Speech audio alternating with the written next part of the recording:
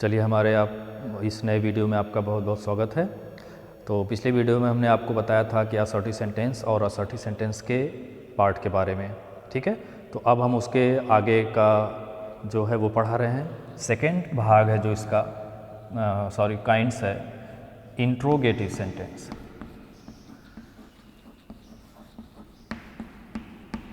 Interrogative sentence.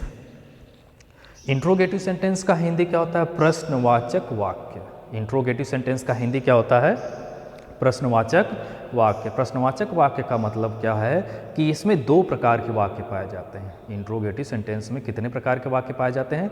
दो प्रकार के। पहला है यदि हिंदी वाक्य के शुरुआत में कोई भी प्रश्नवाचक शब्द, अच्छा प्रश्नवाचक शब्द को समझने में लोगों को मतलब स्टूडेंट्स को दिक्कत हो जाती है, जैसे क्या, कब, कहाँ, कैसे, कब, किसको, कब, ये जो शब्द हैं ये क्या है? प्रश्नवाचक शब्द हैं। ये अगर इनमें से कोई भी एनी यदि वाक्य के शुरुआत में आ जाता है, इनमें से कोई भी यदि वाक्य के शुरुआत में आ जाता है, तो जब उस हिंदी वाक्य को हम इंग्लिश में चेंज करते हैं तो उस प्रश्नवाचक शब्द की अंग्रेजी नहीं लिखी जाती है, उसके स्थान पर सहायक क्रिया लिखा जाता है।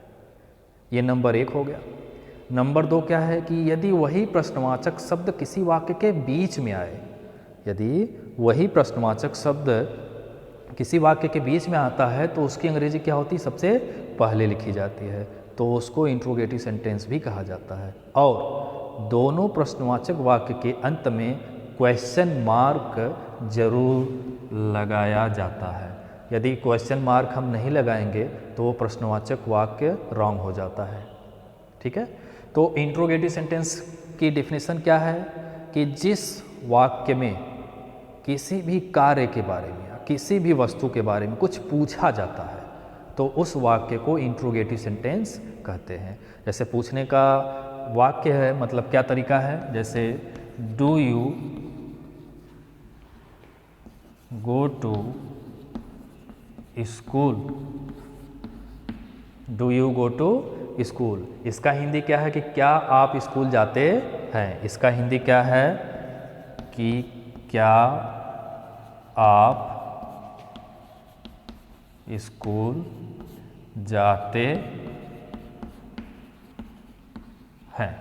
क्या आप स्कूल जाते हैं। ये देखिए वाक्य की शुरुआत में प्रश्नवाचक शब्द है, हिंदी वाक्य के शुरुआत में प्रश्नवाचक शब्द है तो इसकी अंग्रेजी नहीं लिखी गई है, इसके जगह सहायक क्रिया लिखा गया है। ये नंबर 1 हो गया। नंबर 2 क्या है कि राम क्यों खेलता है। राम क्यों खेलता है, सॉरी, हाँ, यहाँ पर देखिए प्रश्नवाचक शब्द वाक्य के बीच में आया हुआ है, तो इस तरह के वाक्य को जब हम इंग्लिश में चेंज करेंगे तो इस प्रश्नवाचक शब्द की अंग्रेजी सबसे पहले आ जाएगी।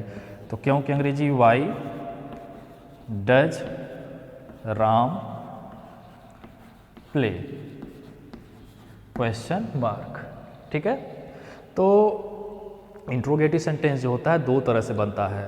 पहला क्या होता है कि वाक्य के शुरुआत में प्रश्नवाचक शब्द आता है, दूसरा होता है वाक्य के बीच में। तो जब वाक्य के शुरुआत में प्रश्नवाचक शब्द आता है तो उसकी अंग्रेजी नहीं लिखी जाती है, उसके जगह सहायक क्रिया लिखा जाता है, वो टेंस के अकॉर्डिंग होता है।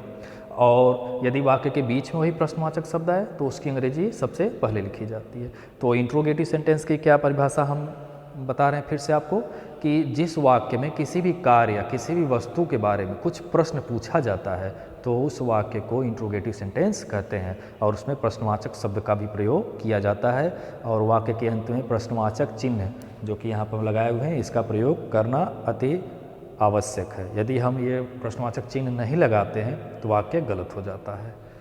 तो ये था हमारा इंट्रोगेटिव सेंटेंस। अब हम बताने वाले हैं आपको तीसरा जो सेंटेंस है वो क्या है? Imperative sentence. तीसरा हमारा जो है इम्परेटिव सेंटेंस। इम्परेटिव सेंटेंस का हिंदी क्या होता है? आज्ञा सूचक या प्रार्थना सूचक वाक्य। इम्परेटिव सेंटेंस का हिंदी होता है, जो कि हमारा ये तीसरा काइंड्स ऑफ सेंटेंस है।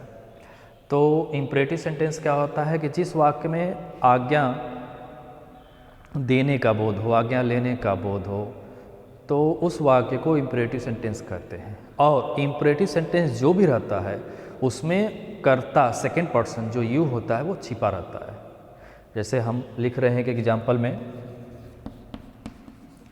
गो देयर, यहाँ पर देखिए go there, bring some water,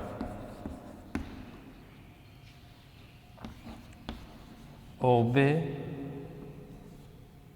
elders.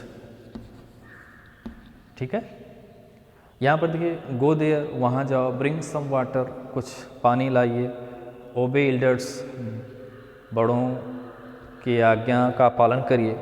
तो ये जो है जितने भी वाक्य हैं, 1 2 3 वाक्य हम लिखे हुए हैं, तीनों वाक्य में सब्जेक्ट यू जो है सेकंड पर्सन वो छिपा हुआ है। तो इम्परेटिव सेंटेंस क्या होता है, गो देयर, वहाँ जाइए, ब्रिंग सम वाटर, कुछ पानी लाइए, ओबे एल्डर्स, अपने से बड़ों का आज्ञा मानो, उनका रिस्पेक्ट करो। तो इस तरह के वाक्य में क्या होता है कि सेकंड पर्सन छिपा रहता है। तो इम्परेटिव सेंटेंस का मतलब हिंदी क्या है कि आज्ञा सूचक वाक्य। ठीक है, तो जिस वाक्य में किसी भी व्यक्ति को यदि आदेश दिया जाता है या उन्हें निवेदन किया जाता है उनसे, या सलाह दिया जाता है, या किसी भी कार्य के बारे में कहा जाता है कि आपको यह करना चाहिए, तो उस वाक्य को इम्परेटिव सेंटेंस कहते हैं। इम्परेटिव सेंटेंस मतलब आज्ञा दिया जाता है, सलाह दिया जाता है, सुझाव दिया जाता है। ठीक है, तो जिस वाक्य में, मतलब हम फिर से आपको एक बार बता रहे हैं कि जिस वाक्य में आज्ञा देने का बोध हो, सुझाव देने का बोध हो, निवेदन का बोध हो, तो उस वाक्य को इम्परेटिव सेंटेंस कहा जाता है। और इस तरह के वाक्य में कर्ता सेकंड पर्सन मतलब यू जो होता है वो हमेशा छिपा रहता है।